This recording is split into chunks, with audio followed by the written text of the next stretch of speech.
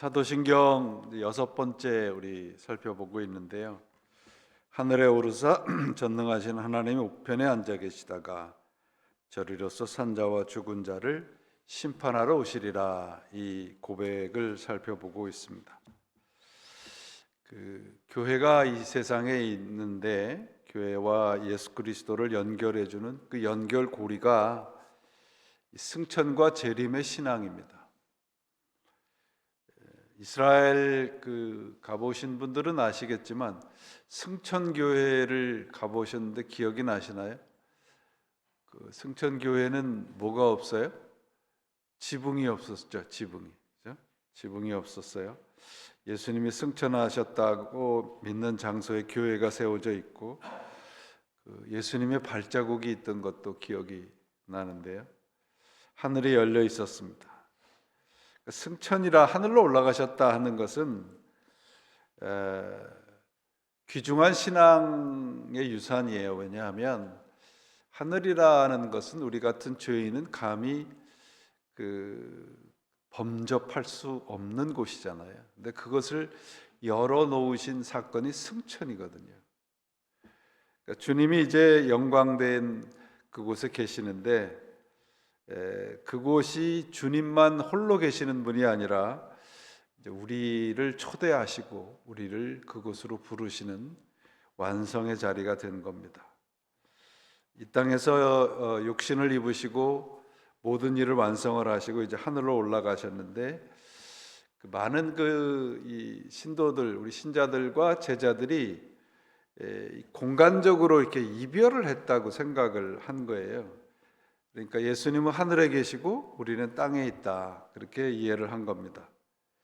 그런데 이제 오늘 이 본문 말씀, 또 우리가 사도신경을 고백하는 그런 것은 육체적이고 공간적인 이별을 의미하는 것이 아닙니다. 승천은 예수님이 이 땅에 오신 모든 사역의 완성이에요. 모든 것을 다 이루시고 이제 하늘로 가신 것입니다. 그것은 웰컴 홈이에요. 웰컴 홈. 이제 하나님의 아들이신 예수님께서 그곳으로 가셨는데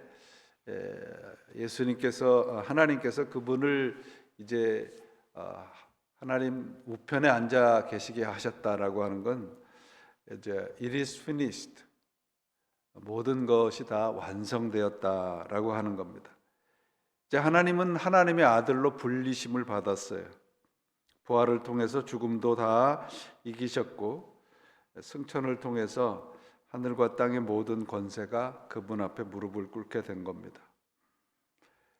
베드로 전서에 그래서 3장 22절에 그리스도께서는 하늘로 가셔서 하나님의 오른쪽에 계시니 천사들과 권세들과 능력들이 그에게 복종하고 있습니다, 그렇게 기록을 하고 있습니다. 승천은 하나님의 통치가 시작이 된 거예요. 그 통치를 우리와 함께 이제 앞으로 이루어 가시겠다는 그 신호가 승천입니다.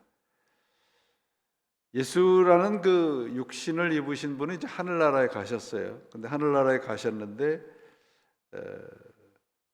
우리와 함께 계신다라고 하는 그 표징으로 성령을 주셨잖아요. 또 하나의 표징이 뭐냐 하면 교회거든요.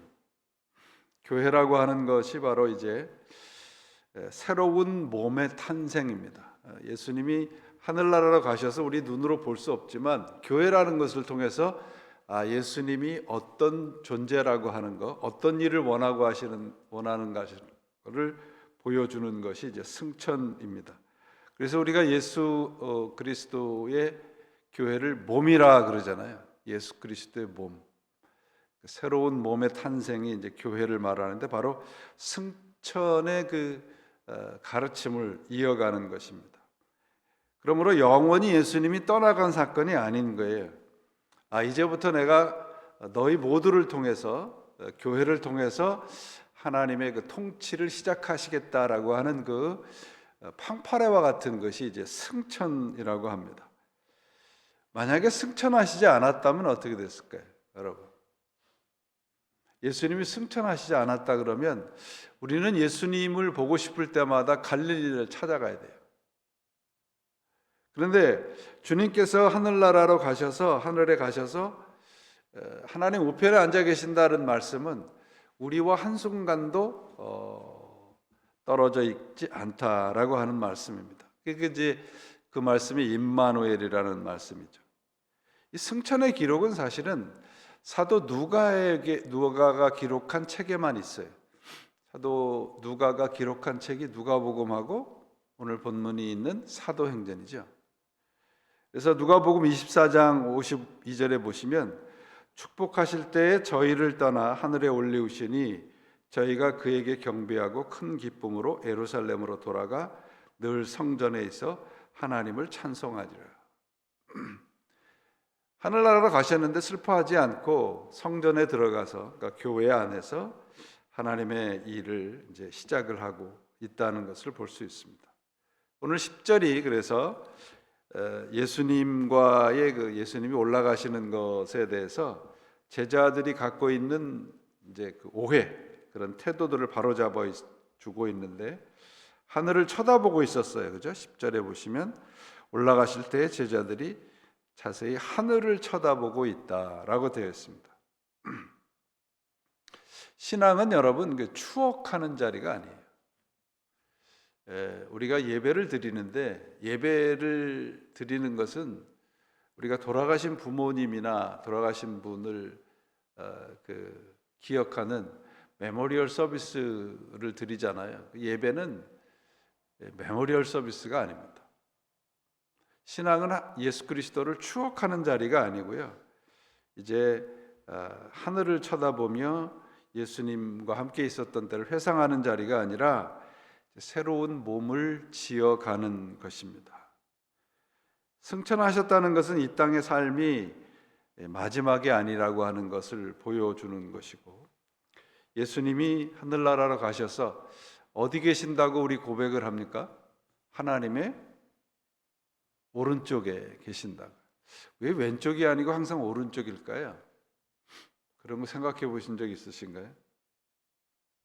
왜 왼편은 안 되나? 성경에 보면 항상 제자들이 밤새 물고기를 잡으려고 그랬는데 한 마리도 못 잡으니까 예수님이 오른쪽에다 그물을 내려라 그러니까 그물이 찢어질 정도로 고기가 잡혔다고 되어 있고, 시편에도 보면 고통 속에서 하나님의 도우심을 기도할 때 하나님의 권능의 오른손이라는 표현들이 많이 나오죠. 우리 이장로님이 왼손잡이라 우리 옛날에는 왼손으로 뭘 하면 혼났어요, 우리 부모님들한테. 옛날 분들이 굉장히 지혜로워서 그러셨던 것 같아요. 왜냐하면 이게 우리가 left, right 그러잖아요. 영어의 right라는 표현은 오른쪽이라는 말도 되지만 옳다라는 뜻도 되죠. left라는 것은 뭔가 이렇게 약하다, 가치 없다 그런 뜻이에요. 이장로님이 그렇다는 건 아닙니다. 왼손잡이라. 우리말에도 옳은이라는 말은 옳다라는, 오름이라는 이 어원을 갖고 있습니다. 왼쪽이라는 왼이라는 것도 외다라고 하는 이 그르다는 어원을 가지고 있어요. 그래서 아마 옛날 어른들이 그래서 왼손으로 뭐 밥을 먹거나 글씨를 쓰거나 그러면 그런 이제 아마 이 생각을 가지고 계셨던 겁니다. 하나님의 우편에 오른쪽이라는 표현이 성경에 항상 하나님과 관계된 하나님의 능력을 얘기하는 것은 그 자리가 절대적인 오름의 자리이고, 그 자리가 항상 하나님의 능력의 자리라고 하는 이 암시적인 표현을 우리들에게 하고 있는 거죠. 우리가 하나님의 우편에 앉아 계신다는 그 표현도 하나님만이 절대적으로 오르십니다. 그리고 그 오르신 하나님 우편에 오른쪽에 예수 그리스도가 계십니다라고 하는 신앙적인 고백인 것이죠. 그래서 예수님이 바로 그런 분이다라고 하는 고백을 하고 있습니다. 승천 사건을 이제 오늘 본문이 자세히 기록을 하고 있는데, 제자들이 보는 앞에서 예수님이 올라가셨어요. 그죠? 그러니까 제자들이 보는 앞에서 올라가셨다는 얘기는 목격자가 있었다는 얘기거든요. 그저 뭐 산속에서 그저 올라갔다라고 하는 그런 것이 아니고 상징이나 신화가 아니라는 것인데, 더 중요한 것은 뭐냐 하면 9절에 그들이 보는데 올려져 가시니 구름이 그를 가리워 보이지 않게 하였다, 그렇게 돼 있죠. 그러니까 구름을 타고 올라갔다라고 얘기하고 있지 않아요, 여러분. 성경은 구름을 타고 올라갔다. 우리 뭐 한동안 뭐 지금도 그렇지만 뭐 휴거하면 다 구름 타고 올라간다 그러고 다 그러잖아요. 이게 구름을 타고 올라갔다라고 하는 것은 신화적인 표현인데요. 구름이 예수를 그들의 시야에서, 제자들의 시야에서 거두어 갔다라고 하는 것은 구체적으로 실질적으로 일어난 사건이라는 표현이에요.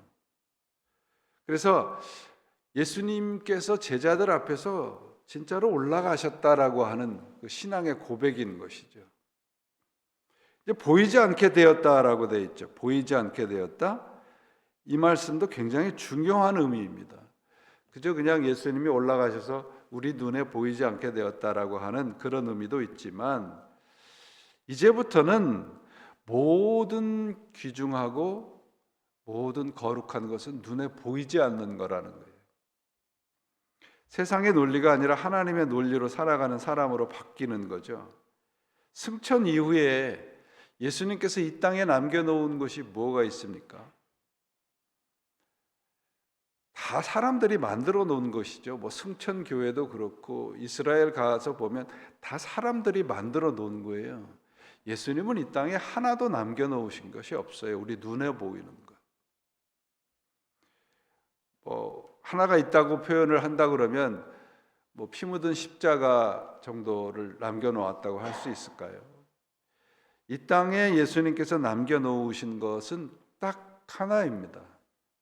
그를 믿는 사람들 뿐입니다.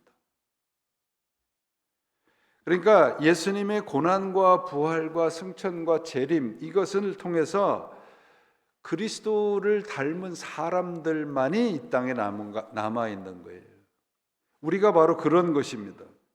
그러니까 우리 가슴 속에서 우리는 예수님을 발견할 수 있고요. 교회 안에서 그래서 제일 중요한 게 일이 아니고요, 사람이에요.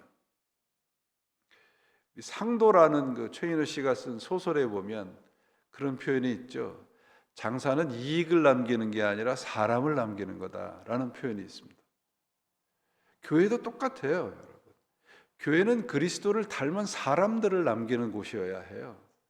일이 아니에요, 여러분. 바로 이 승천과 재림에 대한 신앙의 고백이 바로 그런 겁니다. 예수님께서 이 땅에 오셔서 하나님의 일을 많이 하셨죠. 그러나 예수님은 하나도 눈에 보이는 것을 남겨놓지 않으셨어요. 심지어 교회 건물조차도 남겨놓으시지 않았습니다. 남겨놓은 것이 있다면 그들의 예수님의 말씀을 들은 사람들 뿐입니다. 그러니까 우리도 그리스도의 말씀을 들은 사람들을 이 땅에 남겨놓아야 돼요. 그래서 우리 자녀들이나 우리 주위에 있는 가까운 분들에게 하나님의 말씀을 전하고 예수 그리스도를 전하는 이유가 바로 그것입니다. 하나님은 예수 그리스도를 통해서 어떤 일을 이루시고자 하신 것이 아니에요. 그의 말씀을 듣고 하나님을 믿는 사람들을 남기고자 하는 겁니다. 그래서 우리가 승천하신 예수님을 하늘에서 찾을 것이 아니라 어디서 찾아야 될까요? 사람들 속에서 찾아야 돼요. 나를 통해서, 제가 몇 번 말씀을 드리죠. 나를 통해서 예수 그리스도가 보여져야 된다는 표현이 바로 그런 거예요. 우리 안에서 승천하신 예수 그리스도의 그림자가 보여야 돼요. 우리 속에서 하나님을 찾지 못했다면, 우리가 찾기가 어렵다고 하잖아요. 하나님을 봤어, 우리가 그렇게 얘기하면 얘기를 잘 못합니다. 그것은 하나님을 보지 못해서가 아니라 우리가 엉뚱한 곳에서 하나님을 찾기 때문은 아닐까요? 제자들처럼 하늘만 쳐다보고 있다면 우리는 예수 그리스도를 볼 수가 없어요. 그래서 11절에 하늘만 보고 쳐다보고 있는 제자들을 천사가 나타나서 왜 하늘만 보고 있느냐라고 질책을 하시죠.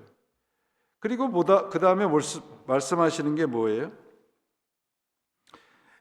이 예수는 하늘로 가심 본 그대로 오시리라. 그대로 오시리라. 저리로부터 산자와 죽은 자를 심판하러 오시리라. 우리가 그렇게 고백하잖아요. 그대로 오시리라는 말씀은 대단히 중요한 말씀입니다. 2000년 전에 예수님께서 이 땅에 오실 때는 동정녀 마리아라고 하는 육신을 입고 오셨죠. 그런데 다시 오신 심판의 그리스도는 인간의 육신을 통해서 오시는 게 아니라 올라가신 몸, 부활의 몸으로 다시 오시는 거예요. 그래서 여러분, 역사적으로 재림 예수라고 하는 게 굉장히 많잖아요. 그죠? 지금도 많고. 제가 신학교 다닐 때 별로 할 일이 없을 때 한번 찾아봤어요. 한국에 재림했다는 예수가 꽤 많더라고요. 그 전화를 걸어봤어요. 전화를 걸어서 만나고 싶은데 그랬더니 만날 수는 없고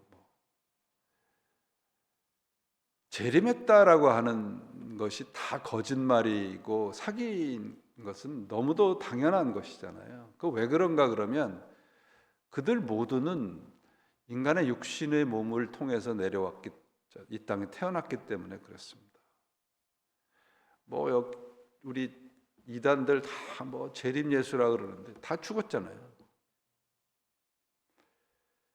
재림하실 그리스도는 올라가신 모습 그대로 오시는 것입니다. 그래서 저리로부터, 거기로부터, 하늘로부터 다시 오신다라고 하는 것입니다. 재림을 약속하셨어요. 그래서 우리는 쳐다봐야 될 것은 하늘이 아니고 이 땅이에요. 이 땅. 이 땅에서 그리스도인으로 살아야 되는 것입니다. 하늘로 올라가신 것을 본 그대로 다시 오시리라. 재림에 대한 약속이죠. 그래서 예수님 당시의 사람들은 금방 오신다는 약속을 믿고 그 모든 것을 다 포기하고 살았습니다. 오시지 않자 신앙을 떠난 사람들이 많죠. 근데 재림이라는 말이 파루시아라는 말이거든요. 파루시아라는 말의 뜻은 뭐냐면 옆에 있다라는 뜻이에요. 옆에 있다. 그러니까 예수님은 옆에, 우리 가운데 계시는 거예요. 승천하셨다는 것은 우리가 있는 모든 곳에 계신다는 그런 의미거든요. 그러므로 우리를 통해서 하나님의 나라가 확장이 되고 있고요. 우리의 신앙을 통해서 예수 그리스도의 말씀이 전파되는 겁니다. 하늘로 올라가신 것은 사라진 것이 아니에요. 우리가 그렇게 고백하는 것은 그분이 나와 함께 계시다는 것이고 나를 통해서 하나님의 나라의 일을 이룬다라고 하는 것입니다. 그래서 제자들을 12절에 보셔서 그래서 제자들이 이제 11절에 제자들이 하늘로부터 올라가신 예수님을 보고 그들은 더 이상 하늘을 쳐다보지 않고 우리의 삶의 현장에서 하나님의 사람들로 살아야 되는 거예요. 마태복음에 보시면 여러분들이 마태복음을 많이 읽으셨을 텐데 마태복음은 다섯 개의 설교집입니다. 5개의 설교예요. 그 5개라고 하는 것은 이제 그 율법서, 그 모세 오경을 기초로 해서 마태복음을 썼는데 그 중에 이제 24장은 마태복음 속의 계시록입니다. 묵시록입니다. 마지막 때 일어날 현상으로 환난과 거짓 예언자들이 이제 많이 나타난다고 되어 있고 40절에서 42절에 보면 이렇게 되어 있습니다. 그때 두 사람이 밭에 있으며 하나는 데려감을 당하고 하나는 버려둠을 당할 것이요 두 여자가 매를 갈고 있으며 하나는 데려감을 당하고 하나는 버려둠을 당할 것이라. 그러므로 깨어 있으라. 어느 날에 너희 주가 임할지는 너희가 알지 못함이라. 이 말씀의 이 핵심은 한 사람은 들려 올라가고 한 사람은 여기 남아 있는다라고 하는 것이 핵심이 아니라 깨어 있으라는 거예요. 그리고 하나님의 나라로 올라간다라고 하는 그 현장이 어디냐 그러면 예배당이 아니고요. 그들의 일상의 자리예요. 농사짓는 일상의 자리라고요. 종말이 언제 일어나는가 우리는 거기에 자꾸 관심이 많아요. 오늘에도 너희는 상관하지 말라 그러잖아요, 제자들한테. 종말은 언제 일어나느냐라고 하는 것이 관심이 아니라 종말론의 핵심은 어떻게 살아야 되느냐예요.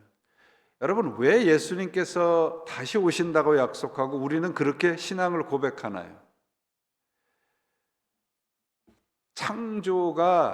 창조라는 말 속에는 완성이라는 단어의 의미가 있거든요. 그러니까 심판이라는 얘기는 완성이 된다는 거예요.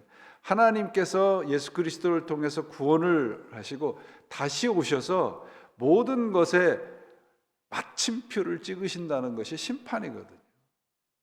그러니까 심판이라는, 예수님께서 심판하러 오신다는 말씀은, 그런 고백은 모든 것을 다 파멸하시러 오신다는 것이 아니라 완성하러 오신다는 거예요. 그러니까 우리는 그 시간을 기다리는 거죠. 준비하는 거죠. 우리의 신앙이 바로 그런 겁니다.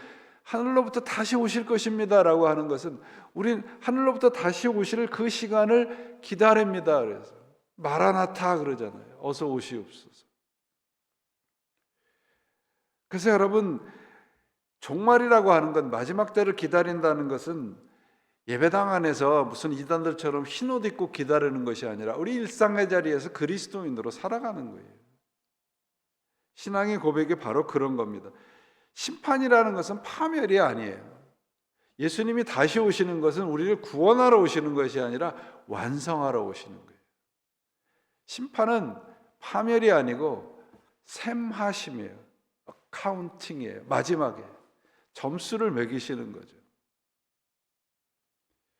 그래서 하늘로 올라가셨다, 그리고 다시 오신다라고 하는 신앙의 고백은, 우리는 더 이상 텅 빈 하늘에서 예수 그리스도를, 하나님을 찾지 않습니다라고 하는 고백이에요. 우리의 삶의 자리에서, 땀냄새 나는 우리 일상의 자리에서 그리스도인으로 살아간다라고 하는 신앙의 고백인 것입니다. 그래서 오늘 이제 사순절에 우리 고난주간이 시작이 되고 부활절이 시작이 이제 앞두고 있는데요. 주님의 셈하심, 이 심판을 잊어버리고 살아가게 되면 우리는 우리 마음대로 살아요. 마지막 때를 우리가 늘 잊지 않고 살아야 오늘 내가 주님의 뜻대로 살아갈 수 있습니다. 오늘 내가 주님과 연결되어 있고 오늘 내가 하나님의 뜻대로 살아가야 됨을 잊지 않고 살아가려면 마지막 때 우리는 하나님 앞에 반드시 서야 된다라고 하는 걸 잊지 않아야 됩니다. 그 반드시 서야 되는 그 현장이 어디냐? 우리의 일상의 자리예요. 어떨 때는 저는 그 교회 안에서 보던 그 성도님들하고 바깥에서 보는 모습이 너무도 180도 다를 때 깜짝깜짝 놀랄 때 있거든요. 예수님은 얼마나 놀라시겠습니까?